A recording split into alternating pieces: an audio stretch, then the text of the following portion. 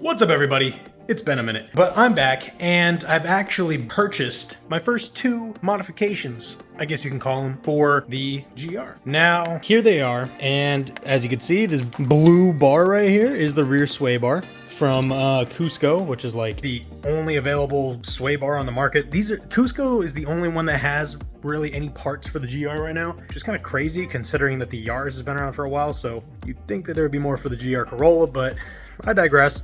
So we got that, and from Tom's Racing or something, I don't know, some European thing. Either way, this was actually used on the Yaris as well, and it is just a intake filter. So yeah, once again, that is like one of two available air filters for the GR Corolla right now.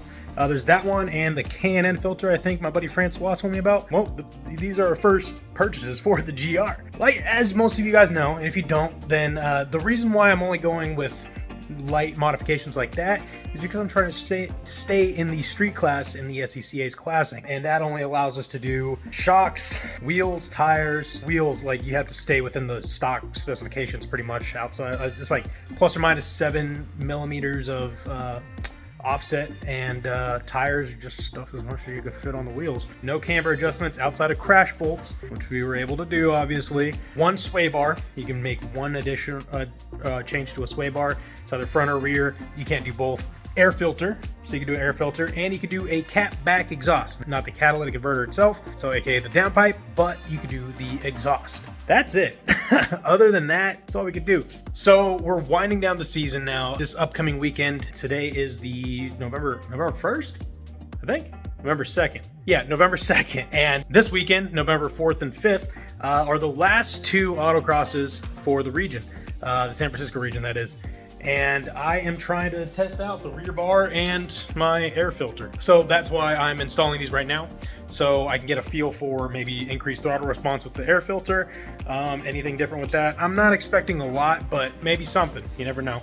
And then the rear sway bar, a lot of us are curious to see if that is going to help this platform. As a lot of you guys know, on a front wheel drive platform, a rear bar helps a ton with rotation, and I'm hoping that it helps here. The front bars supposedly help a little bit, but nobody's tested the rear bar yet, so I'm the test dummy here. But I can't wait to test it out, because I know on my Fiesta it helped a ton. But that's what we're doing. So we're installing these and seeing how they work. And I'm going to show you how easy it is to do both, because even the rear sway bar is a lot easier than I initially thought. I took a look under the car, and it's like so open to, get to. I mean, you just have to jimmy it out like from above the exhaust, kind of. I'll show you guys in a minute. But the air filter is such a breeze. Oh my God, it is like the easiest thing you can do for your car. Maybe a catch can as well, but we'll get to that later. Oh, that's another thing. You can also do a catch can, and I do plan to do that. But anyways, let's get on with putting all this stuff on really quick, and then I'll chat with you guys about my plans for this weekend. Oh, she's nice and clean, I guess. I mean, the black car's gotten really dusty, but it is what it is. Loud hood unlocking. Unlatching. There we go. And look how easy this is, right? So let me turn on the light just to give a little bit more clarity. But all we got to do, pop this, and I think what we can do is just kind of lift up on it without having to take all that off. Right back here, you got these two little slot things. I'm going to try to focus the camera, see if you can see them. But right here and back there, all you got to do is basically pull this top portion towards you as you're pulling up. So just like that. And then they come out. And then you have free access to your filter. Simple as that. So let's go ahead, lift this up, lift this out. Oh my gosh. It's so simple. Look at that big airbox. Let's take a second to just admire this airbox really quick. So here is the stock filter. Some might say OEM. Just looks like a basic filter. I mean, nothing much to it. But let's compare it to our new Tom's filter. All right, so off the bat, you can see that the mesh is a little bit more open. All it is it looks like a styrofoamy, just like spongy material instead of this. It's more like terry cloth-ish material. This, it looks like radiator fins, to be honest. I mean, decent design, I suppose, but just a basic filter, nothing special. But one thing I just noticed looking at these both together is that this is significantly thicker than this. Like, oh my gosh. Sitting them side by side, I mean, look at that. Like, the fins stick out way further down. I mean, obviously the length of this shouldn't really matter, but I feel like this material is going to be able to catch stuff just as well, if not better than this, and also just allow more air to pass through. I mean, this looks very restrictive. If we're looking at the fins and everything, it's kind of, doesn't look like it should let air in at all. So let's install this and we'll be done with that. It's so simple with the air filter. And then we'll move on to the rear bar, and it should take me like 30 minutes at most. I know we say that and then it takes a good 2 hours to get everything done, but I feel like we'll get it done in 30.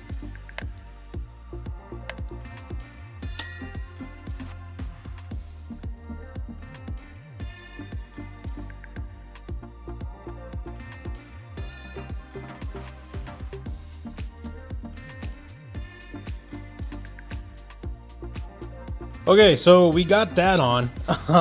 As you guys saw, it took me a minute to figure out how to get this thing on. It's actually fairly tight in there. You guys saw what I had to do was initially put it in the top portion, and just kind of what you wanted to do was put it in after it's snug in the top, put it in the back first, like, you know, set it into the holes right here to secure it, and then press it down, make sure that the filter goes into the bottom portion, and then just latch it up, and feels good.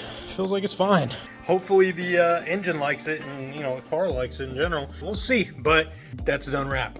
So let's move on to the rear bar. Okay, so this is gonna be easier than you might think. All you gotta do is lift up the rear end.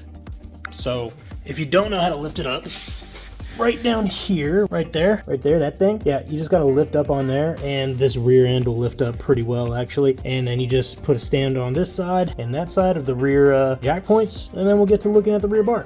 Okay, I got the car jacked up, but what you guys didn't see is that I swapped out my shorter jacks for taller jacks, because I forgot about one thing. It's still gonna be an easy job. You definitely need the taller jacks, or at least something to be able to get the car fairly high, or high enough, because let me show you. So under here, and I don't think I posted a video about me cleaning the undercarriage after my journey onto the salt flats after my trip, which will come up here sometime. But anyways, I digress. As you can see, the undercarriage tray is in the way, I know it rhymed a little bit, of the bottom bolts of the sway bar mounting brackets on both sides. So yeah, we're gonna need to remove those as well. Now, as I said, it's not gonna be hard. I mean, it's gonna be tedious, but it's not hard. So let me do that really quick, and then we'll get onto the sway bar. Okay, so what you're gonna have to do is remove 1, 2, I already removed one of these, 3 up here, 4 in this little circle, 10mm bolts. And then you're gonna have to remove pop clip here, pop clip here, pop clip right here, a pop clip in here, and a pop clip in here. So that's 5 pop clips and 4 bolts. So do that on both sides, and then we'll be good to go. Okay, so as you can see, we got all the bolts and the pop clips out that we need, and you just let it hang down there for now. And now you have free access to the mount for the rear sway bar. Well, both sides actually. Now all you gotta do is remove this nut, these 2 bolts for the bracket, and then do the same thing with those 2 bolts for the bracket and the one on the other end link, and then we'll remove the sway bar. And what we're going to be using are a couple of Crescent wrenches to hold onto the bolts, at least for the tie rods. Ratchet, we got a 13mm and also a 17mm. For 13mm is for the bracket bolts, and 17mm is for the end link. So let's get to it.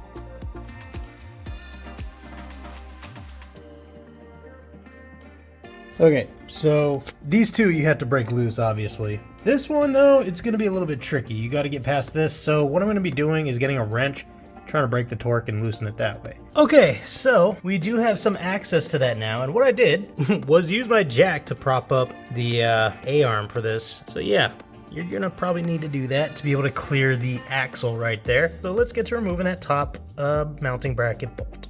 Okay, so literally took like less than 3 seconds to break this bolt loose. What I did, I got a freaking long ass extension for a breaker bar. Anyways, we got it, so let's remove it.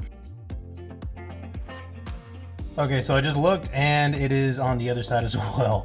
So do the same thing with this side and then we'll be able to get the brackets off. So much for it being 30 minutes. Okay, so we got those out. Very nice. Now we just gotta be able to pull this off of the tie rod end and that side as well. I gotta remove the top bolt on this side and then we'll remove the sway bar. Now one of the ways I found to work around this, like to get the bolt out after you lower the lower control arm is, oh yeah, by the way, it actually was a 14 mil, not a 13 mil, my bad. But you just get a wrench, recommend a ratchet wrench, and you put it in there and you wrench it out until you get it out with your hand. So that's what I'm gonna do here. Be back in a sec. So now it's able to hang down. What you wanna do, if you guys can see, you might not be able to, but you wanna just try to pull off. Well, what you can do, right, is once the brackets are loose, this will probably hang down on the exhaust a little bit, but that's fine. Now what you wanna do is try to pull this rearward as much as possible so that you can get the bolt out of the tie rod ends. That way it'll make your life a whole lot easier. So you can just kind of push them out. Now you're gonna wanna do that on each side before pulling it completely off. That way you have full range of motion. All right, got one side loosened and out.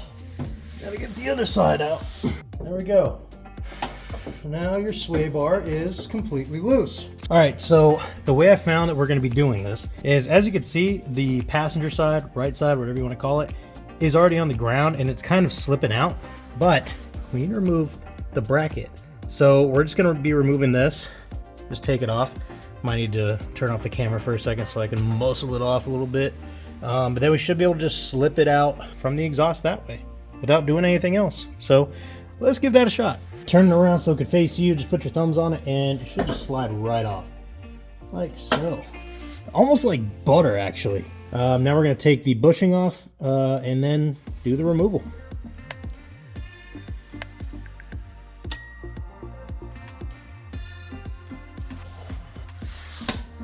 Simple as that. Perfect. So the Cusco rear bar, I haven't taken it out of the packaging yet, but I did take the brackets out of the packaging that were supplied with the Cusco bar. So these are angled just like the stock ones. Here, I'll show you the difference.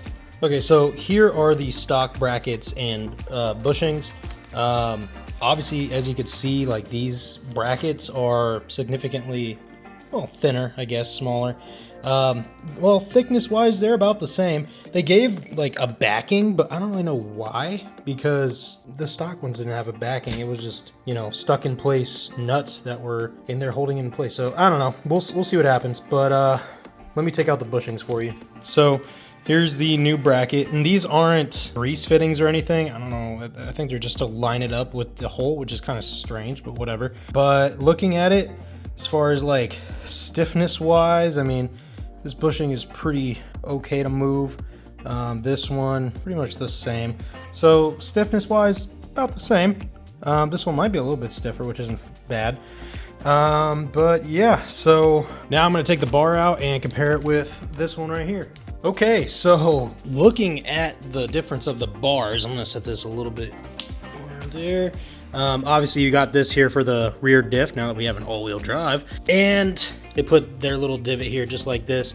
But as you can see, it is, sorry about that, making a resonance. As you guys can see, it is thicker.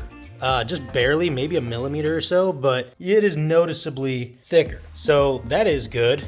I think this is a 34 mil, so I'd assume this is like a 32. Maybe they're lower than that. I can't remember the exact numbers. No, so the one thing though that I'm kind of about is that you don't really have adjustability for stiffness or softness. It's just one, you know, setting, and that's okay. I mean, I dealt with that on my Fiesta as well, but it would be cool to have the adjustability. And overall heftiness, I mean, this is pretty hefty. They're about the same. Man, sorry about the resonance again. This one is definitely lighter, and this one is definitely, okay, this one is, you know, noticeably heavier, thicker, more solid, and yeah, a little bit bigger than this one for sure. So let's get this bad boy on. And okay, before installing it though, we need to grease these bushings on the new brackets, or the bushings for these brackets, because yeah, we don't want... Okay, so reading the Japanese instructions that they came with, it looks like the brackets are serving a purpose. So they go on before you actually put them onto the mounting surface, I guess. So once you put the top bracket on, you put the bottom one on as well before fully mounting it. And then make sure that the angled end is facing upwards. And yeah, that's pretty much it. So let's get to doing it. Okay, so what you're gonna wanna make sure of is that the little hump right here goes towards the driver's side. And you know, the rest, the not so hump is going towards the passenger. So follow along and we'll get this reinstalled.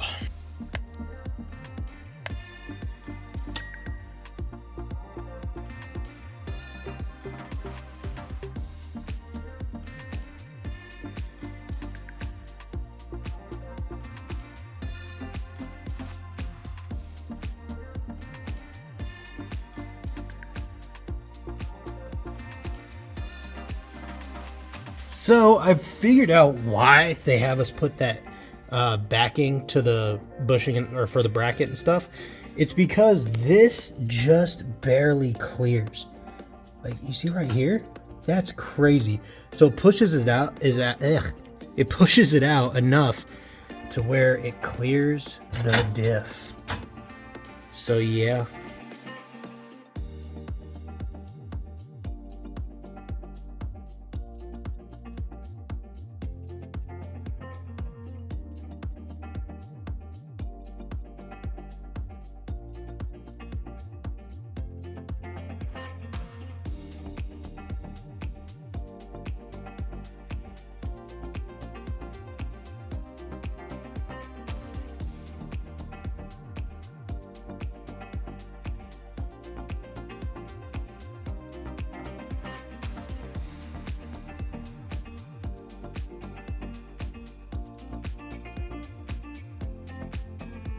Okay, so now what we're going to do is raise up the lower arms and fully tighten the top bolts and then fully tighten the bottom bolts and we'll be good to go. Also, while you're tightening them down, be sure to torque them down to 55 foot-pounds of torque. One of them, on the instructions, it says like 70 something Newton meters, which equates to about like 58 foot-pounds on one and 55 foot-pounds on another, but it's about the same. So 55 foot-pounds should be good, or however you want to torque down the sway bar bolts. It's up to you guys, but I gave you the specs. Do what you want to do.